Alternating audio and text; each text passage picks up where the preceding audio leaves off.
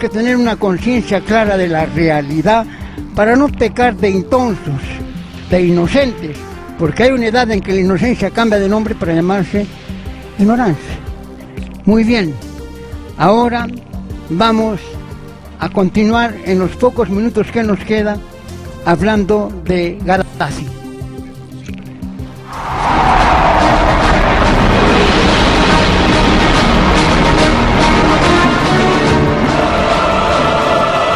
Estamos que un señorcito venido de Suiza y que responde al nombre de David Guaco habló a través de la televisión y la radio, entre otros en el programa de Pimentel, en esta emisora, toda una serie de estupideces en contra de Gaddafi, indicando principalmente de que Gaddafi tenía que ser asesinado, tenía que ser matado, ultimado por la democracia, debido a que pensaba regalar el petróleo libio a Rusia. Y lo mataron a su hijo criminalmente porque lo chaparon pegándole a una mujercita. ¿Cómo puede un hombre hablar así nomás porque sí, porque tiene boca?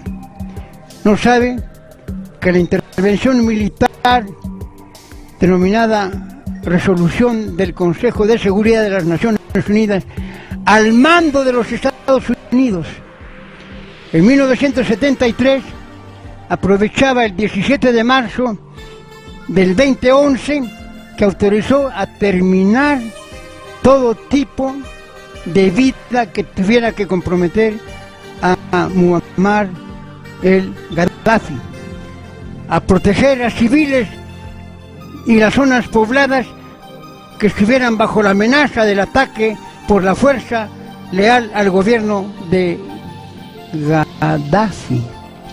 Naturalmente que en la guerra, como lo dicen los mismos norteamericanos, la primera en ser vencida es la verdad. Ya en uno de los primeros ataques que Estados Unidos realizó en contra de Irak, habían dicho de que Saddam Hussein había vaciado los pozos de petróleo y murieron millones de aves en Irak. Y sin embargo se descubrió que esos millones de aves que fueron firmadas como pruebas inobjetables y de carácter instrumental, las mataron artificialmente en Estados Unidos.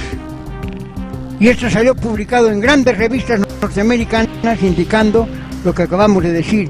En la guerra, la primera que muere es la verdad.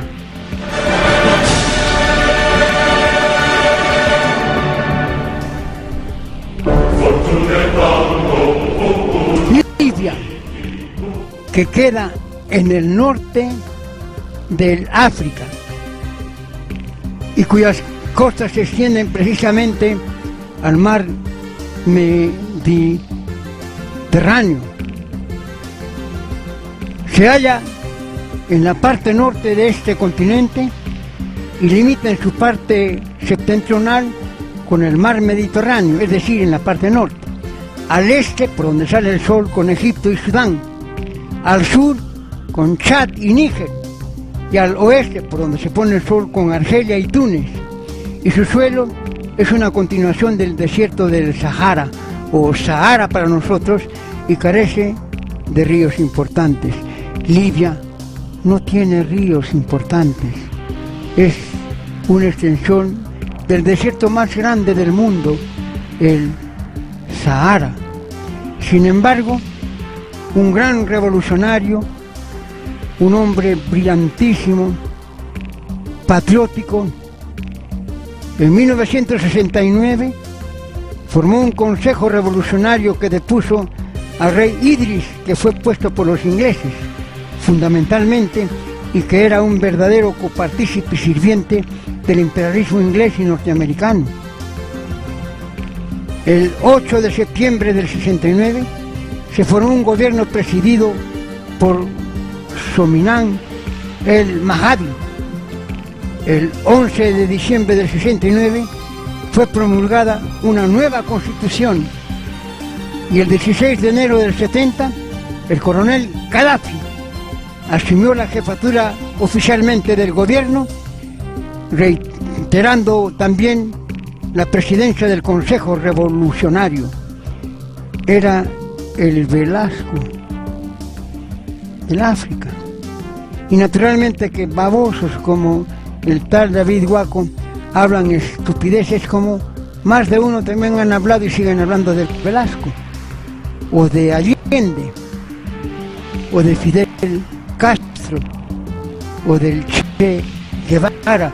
Incluso durante siglos era podido hablar de Túpac Amaru en el Perú, so pena de ser acusado de enemigo del rey, enemigo de la democracia, enemigo de la religión y finalmente terrorista.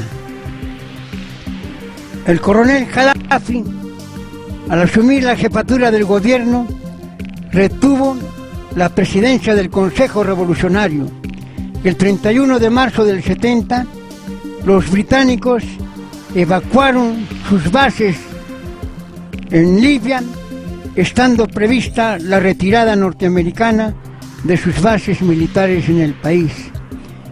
El 30 de junio del 70, el 8 de noviembre del 70, los presidentes de Libia, Sudán y la República Árabe Unida decidieron formar una federación que abarcara a los tres países en el término de una nación que en 5 días celebrados entre los dirigentes de dichos países rompían relaciones con Marruecos para consecuencia de atentados frustrados contra Hassan II. Se formó un cogobierno del 8 al 20 de agosto del 71. Se reunieron en Damasco jefes de Estado de Libia, Egipto y Siria para llegar al acuerdo definitivo sobre la Federación de las Repúblicas Árabes. Pero ¿quién se opuso? ¿Quién se opuso a la Confederación Perú-Boliviana? Chile. Y detrás de Chile, Inglaterra. Y detrás de Inglaterra, Estados Unidos. Y naturalmente que Estados Unidos e Inglaterra se opusieron totalmente a la formación de la Federación de Repúblicas Árabes Unidas. De tal manera que la economía y la historia se dieron manos para tratar de borrar del mapa al gran Velasco del África, Muammar el Gaddafi.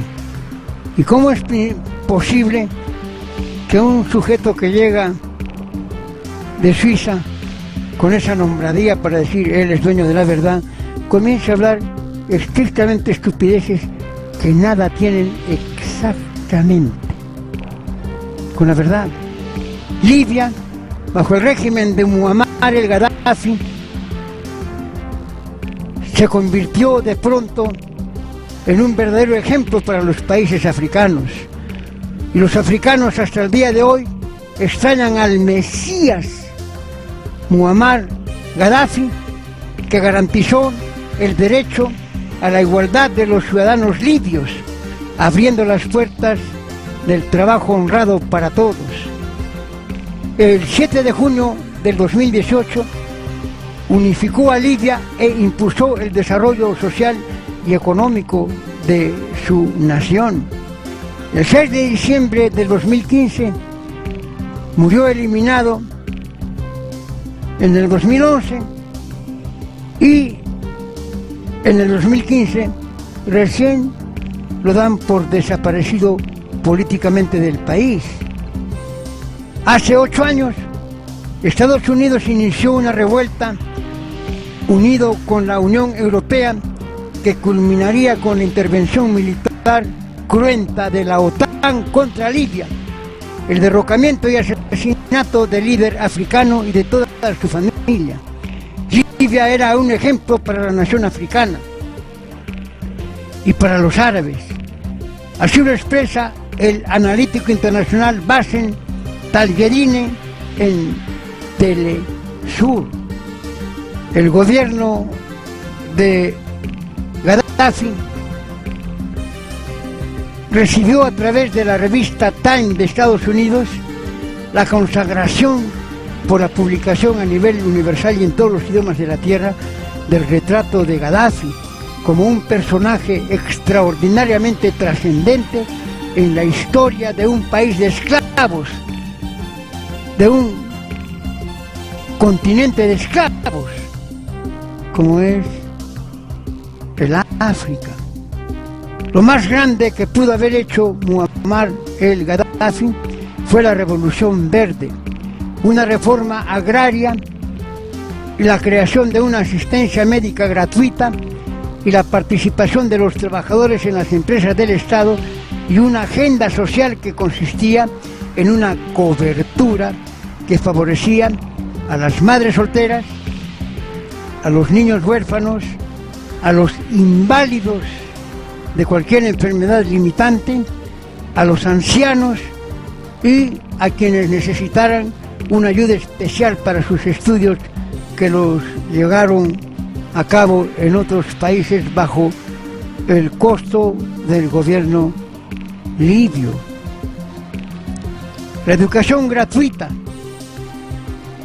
se convirtió de pronto, como dice la educadora Gloria Jara de Casadei, estudiosa arequipeña igual que Isabel Gaño Gómez, y el servicio de la salud para las mayorías también gratuita, fue el mayor aporte que pudo llevar Muammar el Gaddafi a su pueblo.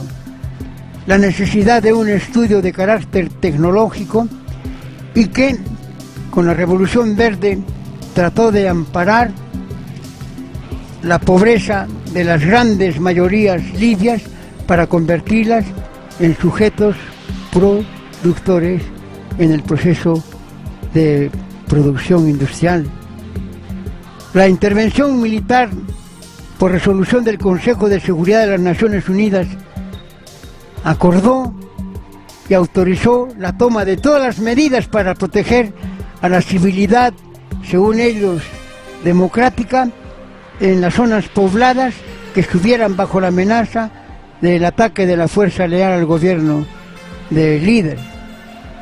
De esa manera siempre se ha mentido, de esta manera siempre se ha estafado, de esa manera siempre se ha engañado a la opinión pública, porque todo combate, inclusive el combate que tienen las derechas contra las izquierdas en cualquier lugar del mundo, tienen varios frentes de lucha, no solamente el frente activo de carácter bélico, sino también el frente periodístico, el frente diplomático, el frente social, el frente educativo, el frente habitualmentista, por decirlo de alguna manera, y el frente histórico. El día de hoy recordamos a la Revolución Verde de Gaddafi como una verdadera reforma agraria que significó la extensión del concepto revolucionario de la Fuerza Armada del Perú, que tuvo en Allende, que tuvo en Roldós, que tuvo en el general Torres y que tuvo en otros militares, incluyendo Gaddafi, seguidores que llegaron incluso a Chávez en Venezuela. Naturalmente que el imperialismo jamás va a permitir que los pueblos que estafan, que saquean, que exactan, que dominan, que bombardean,